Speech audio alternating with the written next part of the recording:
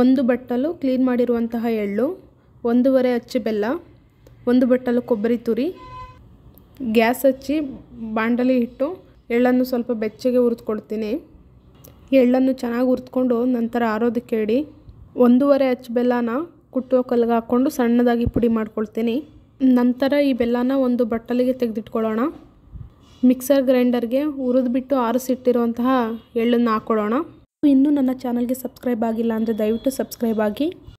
ಬೆಲ್ಲದ ಪುಡಿ, ಕೊಬ್ಬರಿ ತುರಿ ಇಷ್ಟನ್ನು ಸಣ್ಣದಾಗಿ ರುಬ್ಕೊಳ್ಳೋಣ. ಈಗ ರುಬ್ಕೊಂಡಿರುವಂತಹ ಎಳ್ಳಿನ ಪುಡಿಯನ್ನು ಒಂದು ಬಾಂಡಲಿಗೆ ಅಥವಾ ಒಂದು ಪಾತ್ರೆಗೆ ಹಾಕ್ಕೊಳ್ಳೋಣ. ಮೀಡಿಯಮ್ ಸೈಜ್ ಉಂಡೆನ ಮಾಡ್ಕೊಳ್ಳೋಣ. ಈ ಎಳ್ಳು ಉಂಡೆ ಸೊಂಟ ನೋವಿಗೆ, ಮೂಳೆ ನೋವಿಗೆ ತುಂಬ ಒಳ್ಳೆಯದು. ಇದನ್ನು ತಿನ್ನೋದ್ರಿಂದ ನೋವು ಕಡಿಮೆ ಆಗುತ್ತೆ. ಹಾಗೆ ಕೆಲವರಿಗೆ ಪೀರಿಯಡ್ಸ್ ಸರಿಯಾಗಿ ಆಗ್ತಿರಲ್ಲ ಅನ್ನೋರಿಗೆ ಇದನ್ನು ತಿಂದರೆ ಸರಿ ಹೋಗುತ್ತೆ. ಇಷ್ಟು ಸಿಂಪಲ್ಲಾಗಿ ಮಾಡುವಂತಹ ಎಳ್ಳುಂಡೆನ ನೀವು ಕೂಡ ನಿಮ್ಮ ಮನೆಯಲ್ಲಿ ಮಾಡಿ, ಆರೋಗ್ಯಕ್ಕೂ ಒಳ್ಳೆಯದು.